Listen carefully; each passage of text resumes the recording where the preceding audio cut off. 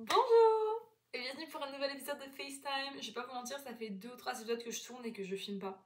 Que je poste pas parce que je sais pas, je suis pas satisfaite du résultat final. Donc, let's go. Aujourd'hui, je vais parler d'un sujet que j'avais prévu parler à un moment donné.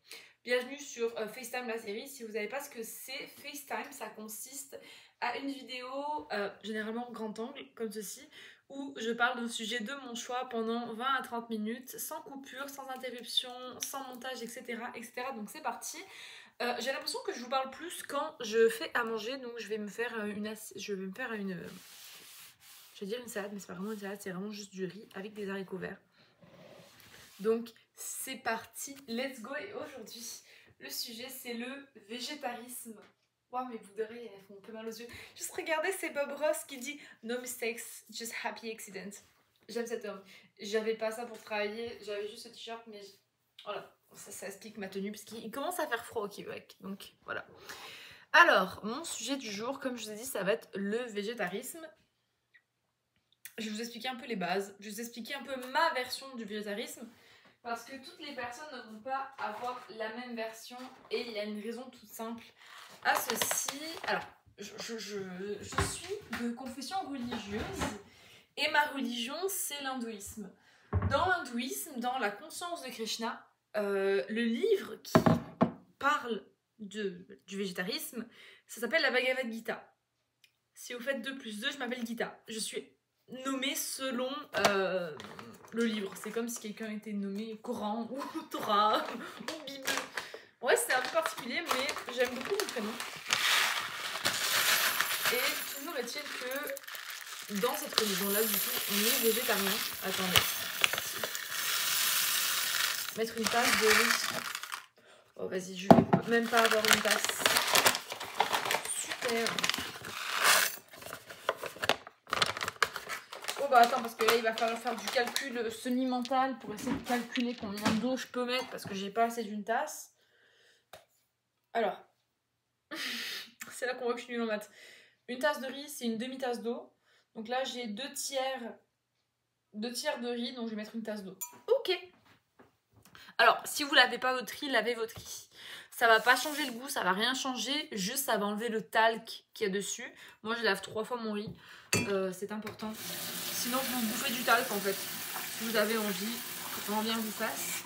Mais normalement vous êtes censé vraiment masser le riz et changer l'eau plusieurs fois. Moi j'avoue, je fais ça assez rapidement. Mais c'est important de laver son riz. Donc bref, tu vois l'eau comme elle est trouble, c'est parce que c'est du talc. Techniquement, tu es censé rincer ton riz jusqu'à ce que l'eau devienne claire. J'ai jamais pris le temps de le faire. C'est ce qu'il faudrait que tu fasses. Donc, ce que je voulais dire à propos du végétarisme, c'est parce que j'ai entendu énormément de choses dans mes 25 ans de vie sur le végétarisme et des choses qui étaient très vraies, des choses qui étaient très fausses. Et donc, j'ai envie d'un peu en parler. Le végétarisme dans ma religion, je vais pas vous parler vraiment de l'hindouisme, c'est pas réellement le but de la vidéo d'aujourd'hui. Je pense que j'ai vraiment juste envie de vous parler de comment moi j'ai vécu mon végétarisme et qu'est-ce qui s'est passé dans ma vie. Parce que depuis que je suis née, je n'ai jamais mangé de viande. Jamais, jamais, jamais, jamais. Je suis née en étant végétarienne, mes parents m'ont éduquée en étant végétarienne et j'ai jamais eu envie de manger de la viande. Et j'ai eu une enfance où, bien évidemment, tout le monde me posait cette question. Mais alors, pour combien tu manges de la viande? Et si tu dois choisir entre mourir et manger de la viande, tu fais quoi?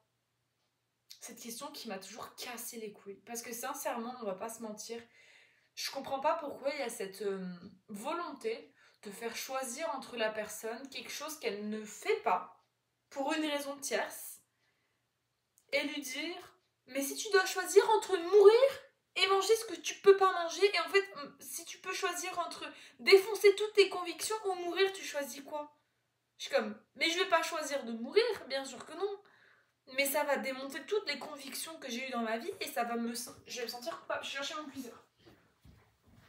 Tu sais, je comprends pas ce besoin des gens. C'est un besoin malsain de vouloir me faire remettre en question tout le temps, là, mais si tu dois choisir, tu fais quoi? Mais je choisis rien, purée, genre, c'est pas drôle comme question, je sais pas, et ça, je l'ai entendu, mais de la part d'enfants de 10 ans, de la part d'adultes de 50 ans, je l'ai entendu de la part d'ados de 15-20 ans, bref, je l'ai entendu par tout le monde, vraiment, cette question-là, et je suis un peu en mode, et on souffle, hein. Franchement, faut changer. Et, donc, bref, ma religion, elle est un peu stricte, comme certaines religions. Comme un exemple, je sais que la religion musulmane, bah, vous mangez pas de porc.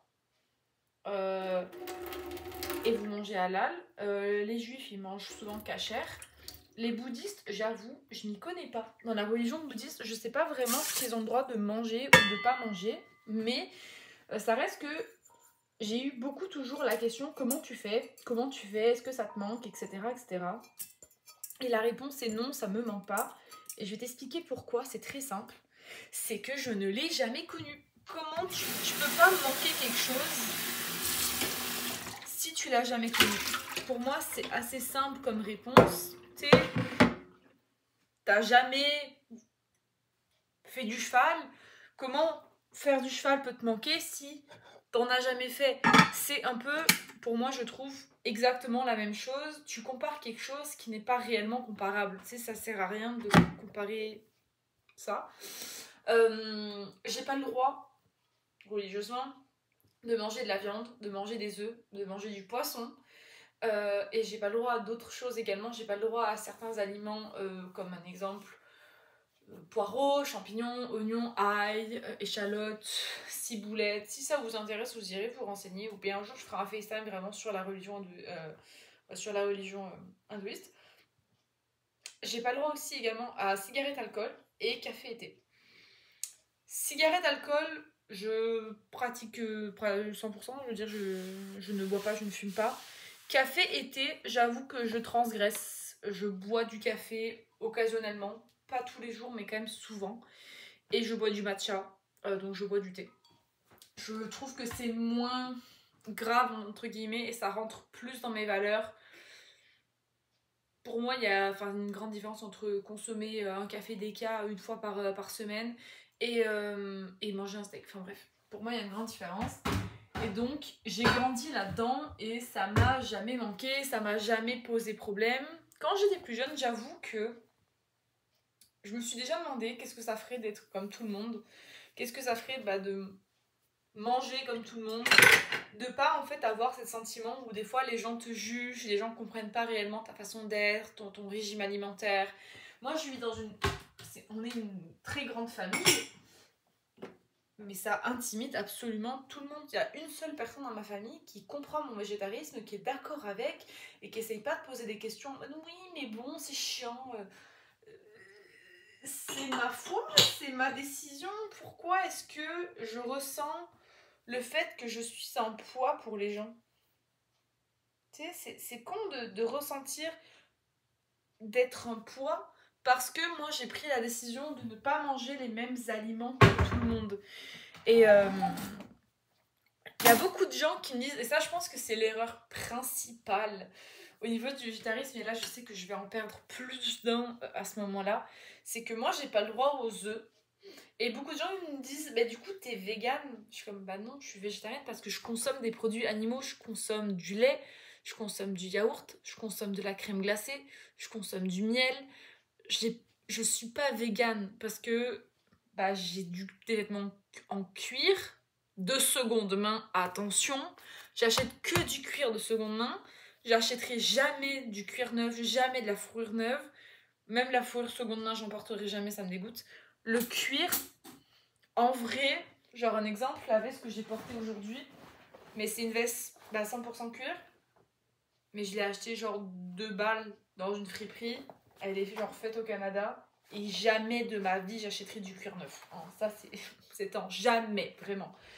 Et pour le coup, je trouve qu'il faut tracer une ligne, et il y a beaucoup de gens qui disent ouais mais du coup t'es végane, et je suis comme non mais attends, en plus il y a des gens qui me connaissent depuis des mois et des années et qui me disent mais du coup mais t'es végane. Je suis comme écoute Pauline, ça fait 25 fois que je t'explique que je suis végétarienne et pas végane, est-ce que un jour tu vas le comprendre? Il y a ce côté où comme le véganisme fait beaucoup parler de lui, tout le monde associe les végétariens au véganisme et ça peut être un petit peu chiant. Après, j'avoue que quand je suis dans des endroits, ce que j'apprécie du véganisme, c'est qu'au moins, genre, je suis safe. Je sais que j'ai pas besoin de me prendre la tête à savoir s'ils ont mis des œufs ou s'ils ont mis de la gélatine.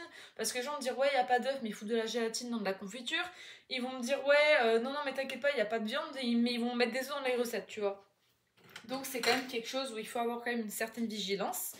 Et en toute sincérité, par moment, ça peut être lourd de tout le temps dire et faire répéter et répéter et redire oui, mais au final, non, je mange pas ça, je mange ça. Je pense que pour moi, il faut quand même avoir un certain respect envers les gens. Et je trouve que refaire répéter 25 fois, mais t'es sûr t'es pas végane? Écoute, c'est comme là, un exemple, ça c'est un débat qui est assez houleux entre moi et les gens. Je pense à même moi et des amis que j'ai qui sont proches de moi, je n'ai pas ce débat parce que je sais qu'elles ne sont pas d'accord avec moi. Et je le comprends.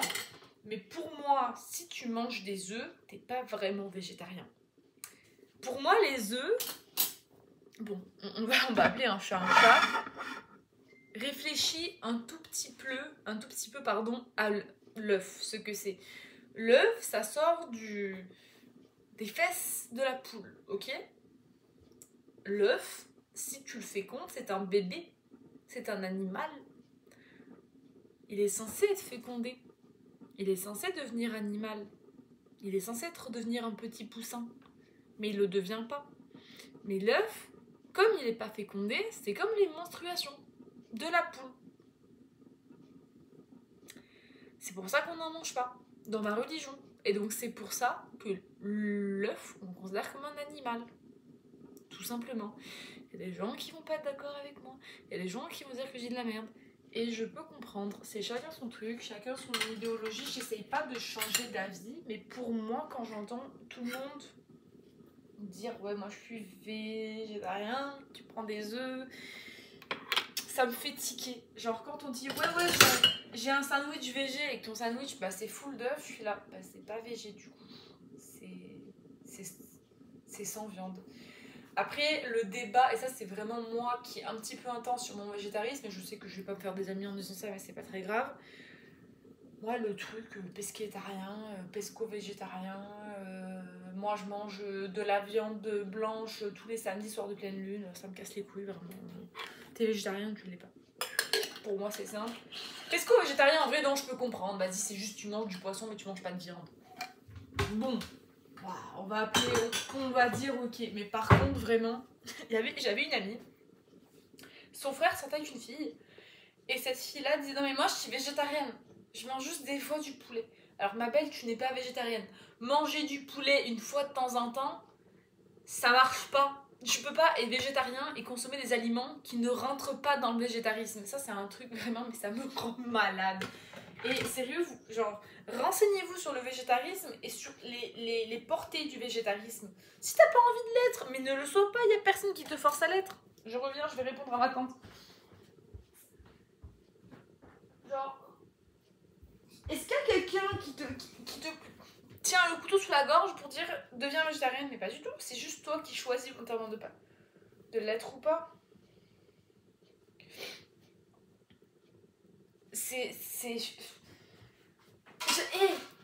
Genre c'est ta vie, fais ce que tu veux, mange ce que t'as envie de manger, mais je veux dire, dis pas des trucs comme moi je suis végétarienne et je mange du poulet une fois par mois, enfin je veux dire ça.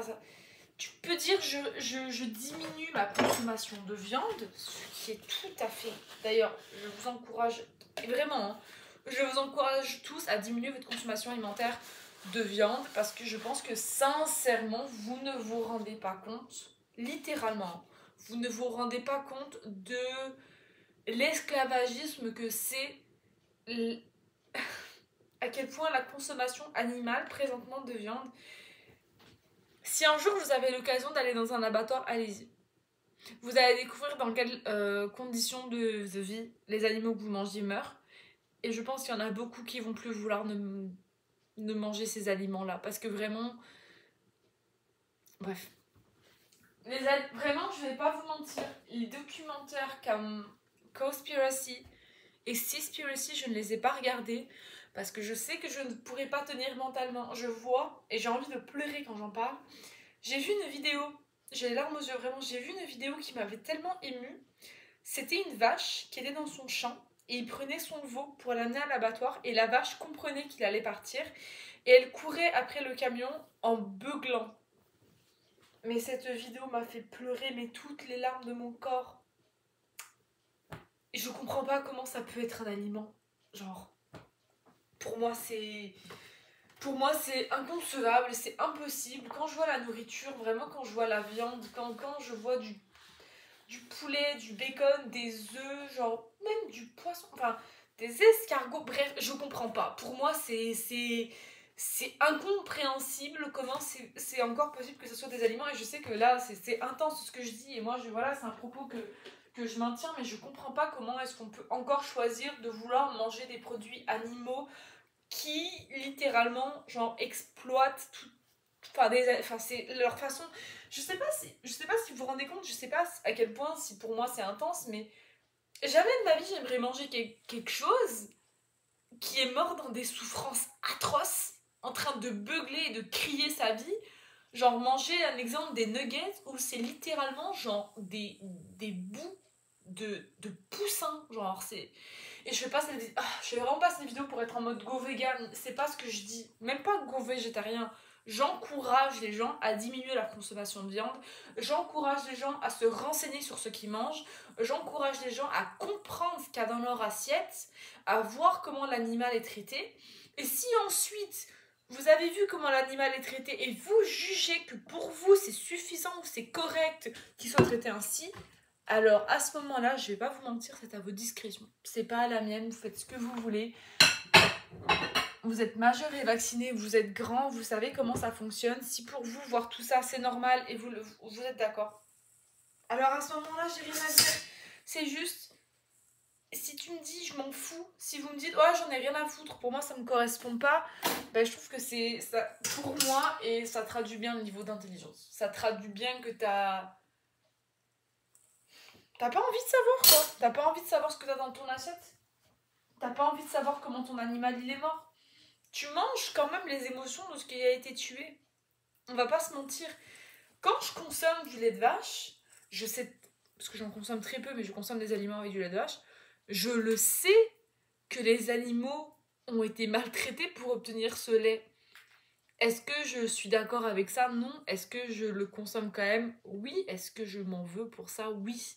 Parce que je devrais pas consommer des aliments qui ont été obtenus dans la peur et dans la souffrance. Tu vois ce que je veux dire? Parce que en fait, tu manges en karma. Oh, je vais me faire détester. Je vais me faire détester par tout le monde. Mais moi, j'assume mes façons de penser. J'assume mes opinions, même si elles sont extrêmes par moment. C'est pas grave. Genre, je vais appeler un chat, pour moi c'est important. Et c'est comme un exemple, je me rappelle quand j'étais avec mon ex-copain, il voulait pas en fait apprendre et connaître. Et je me rappelle d'une fois, et oh là là là là, j'y pense et j'ai envie de le démarrer.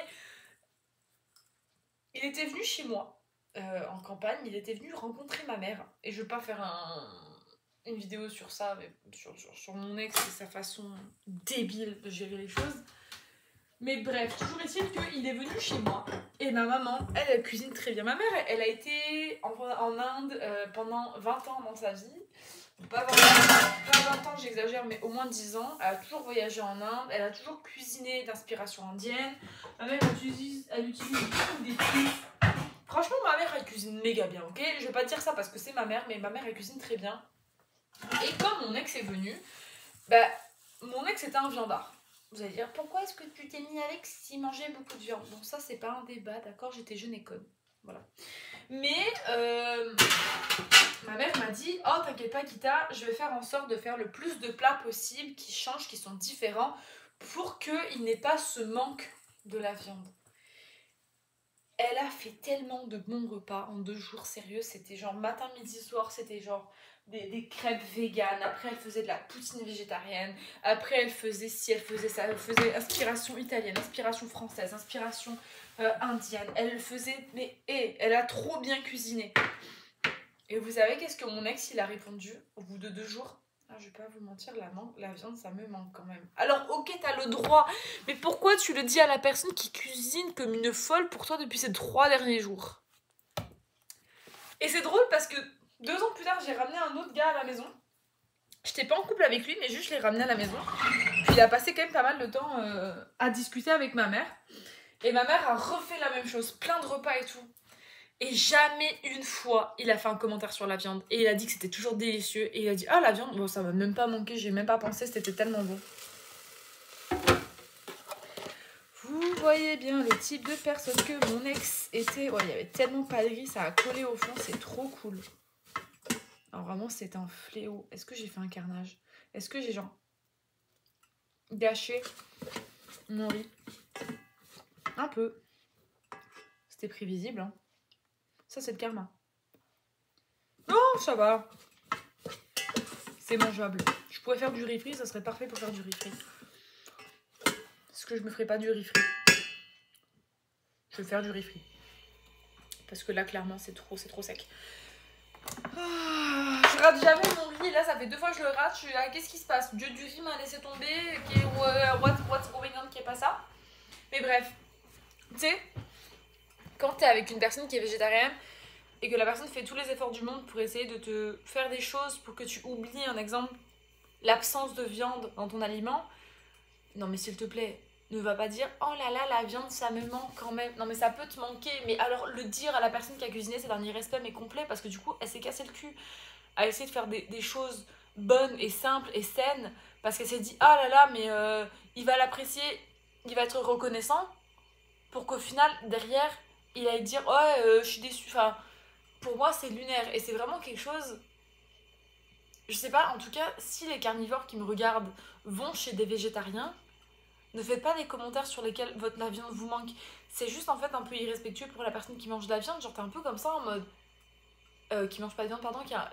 La personne va juste te dire ok, bon bah vraiment, moi je suis là, moi je l'aide, moi je suis open, j'essaie de lui faire essayer des nouvelles choses. Et l'autre, vraiment, il me regarde, il me dit ah bah au final la viande ça me manque. Mais garde-le pour toi, Pélo, genre je t'ai pas demandé. Et c'est un truc qui vraiment, moi, m'avait tellement irritée, m'avait tellement. Ah, j'étais sur, j'étais sur le cul, vraiment, pour le coup. Ok, bon, ça marche. Bon, c'est comme un exemple, il y a beaucoup de gens qui vont penser que la nourriture végétarienne slash vegan, qui a été créée comme un exemple des knackis, qui sont à base de protéines de pois, à base de lentilles de corail, etc., c'est fait pour les végétariens. Pas vraiment. J'ai l'impression que ce genre de nourriture, c'est beaucoup fait pour les viandards qui veulent manger moins de viande, parce que justement, ils ont besoin de ce substitut. Et la majorité des végétariens véganes, justement, n'ont pas réellement besoin de ce substitut-là, parce qu'ils sont habitués à avoir une consommation de protéines normales, en fait. Il n'y a pas ce besoin réellement de substituer la viande par autre chose. Et ça, c'est quelque chose que beaucoup de gens pensent. Ah, mais du coup, tu substitues avec beaucoup de fausses protéines. Bah non, tu vois, un exemple, ici à Québec, il y a beaucoup ces aliments où c'est genre des filets de poisson vegan. J'ai acheté récemment, à un moment donné, c'était quoi? C'était du bacon vegan, tu vois. Et moi, la texture, ça m'a dégoûté parce que on aurait vraiment dit du vrai bacon. Et genre, ça me donnait la nausée, tout simplement. Genre, j'ai pas réussi à le manger. C'est comme les steaks, c'est quoi la marque? C'est les Beyond Meat là, où c'est vraiment genre du jus de betterave, on dirait du sang et tout, et genre c'est très très réaliste. Et moi je suis pas du tout public cible, genre c'est quelque chose qui m'intéresse pas, ça m'attire pas, ça me dégoûte plus qu'autre chose. Et je sais que c'est vegan, et je sais que c'est vraiment des protéines de soja, des protéines de pois, de la betterave, etc. Mais je trouve que généralement c'est des choses qui sont assez sèches, qui sont souvent mal assaisonnées, et donc ça fait que bah, je suis moins intéressée par ça. Personnellement, mon apport en protéines, je l'ai beaucoup dans les haricots rouges, les haricots verts, pardon, les légumineuses en général, le dalle. Je vais l'avoir dans le fromage, etc. Comme je suis pas végane, je mange encore du fromage et tout, donc je peux trouver mon apport de protéines là-dedans. Vegan, je vous avoue que c'est quelque chose que un jour je me dis pourquoi pas dans ma vie. Mais tous les végétariens n'ont pas pour objectif d'être vegan, ça c'est quelque chose à noter. C'est un truc, si je peux, si j'arrive, si j'en suis capable, bah, ça sera avec grand plaisir. Mais c'est pas mon objectif immédiat. Je me dis peut-être dans 10 ans, j'ai 25 ans, je sais pas. Je suis contente, j'ai jamais mangé de viande de ma vie, j'en ai jamais ressenti le besoin. Mais je vais pas m'obliger ou je vais pas me mettre mentalement il faut que je devienne vegan. Mon dieu, c'était intense. Ouais, c'est ça. Je m'oblige à rien, je m'oppose à rien, je vais voir. Je vais laisser la vie me porter. De voir qu'est-ce que je vais faire comme choix. C'est comme un exemple, manger du miel. Moi, je trouve que c'est sain. C'est sûr et certain que c'est mieux de manger du miel éthique. Est-ce que les miels que tu achètes en supermarché ou en épicerie sont éthiques? Je ne sais pas. Après, tout le monde n'a pas forcément le prix et les moyens d'acheter des trucs en magasin bio. Magasin bio, d'ailleurs, c'est dommage parce que c'est l'avenir, mais c'est tellement cher, ça n'a aucun sens. Les sojades en France, genre maintenant, c'est rendu 5 € pour genre 300 grammes de yaourt. C'est super super cher, mais c'est délicieux. La sojade au pruneau, c'était la meilleure sojade. Repose en paix, sojade pruneau, si vous la voyez un jour, vraiment. C'est comme un des meilleurs vraiment yaourt, c'est les petits sojasun abricot goyave. Oh là là là là. Incroyable. Faut savoir que... Je bégaye. Faut savoir que si tu veux un exemple substituer ta nourriture, un exemple, tu fais un gâteau. Il y a écrit 2 œufs. Et tu mets 80 ou 150 grammes de compote de pommes. Tu mets un petit peu plus de levure chimique. Tu le remplaces par de la gelée de graines de lin. Tu veux faire une mousse au chocolat. Tu vas venir utiliser l'aquafaba. Qu'est-ce que c'est l'aquafaba? C'est le jus des pois chiches. Le jus non salé. Important, si tu prends des pois chiches salés, forcément ta mousse au chocolat elle va être salée. Enfin, ça va être dégueulasse. Mais il y a des substituts pour tout.